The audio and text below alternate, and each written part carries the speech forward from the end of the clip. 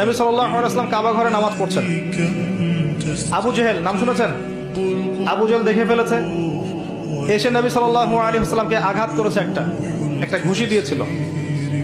আল্লাহ রাসূল সাল্লাল্লাহু আলাইহি ওয়াসাল্লাম কিচ্ছু বলেন নাই।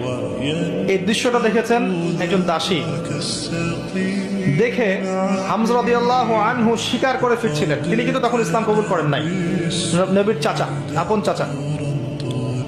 হামজা রাদিয়াল্লাহু আনহু আসছেন, তাকে বলছে ইয়া আবু আমারা, ইয়া আবা আমারা, হে হামজা, তার উপনাম ছিল এটা।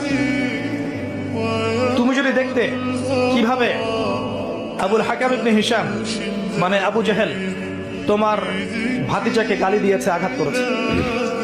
হামজা রাদিয়াল্লাহু আনহু বললেন আওয়া ফাআলা হাদা, সত্যি কি সেই কাজটা করেছে?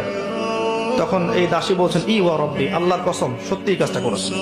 তখন তিনি ঘোড়া ছুটিয়ে কাবা ঘরে গেলেন, গিয়ে দেখলেন আবু জেহেল দাঁড়িয়ে আছে সবার সামনে, কাবা ঘরে সবার সামনে আবু জেহেলের কলার ধরে তাকে প্রচন্ড জোরে একটা ঘুষি দিয়ে বললেন যে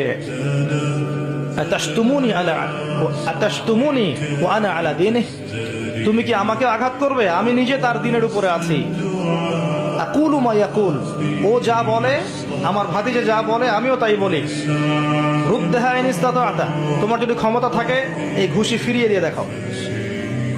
কে বলেন এই কথা?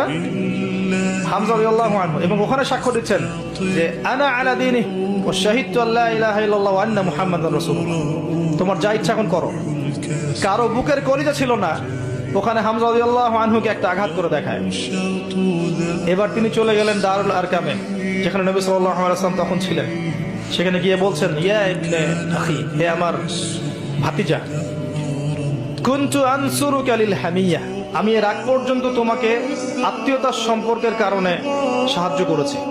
আলান, আজকে থেকে আনসুরুকা লিল ইসলাম, আমি তোমাকে ইসলামের জন্য সাহায্য করব। ওয়া আশহাদু আল্লা ইলাহা ইল্লাল্লাহ ওয়া আন্নাকা রাসূলুল্লাহ।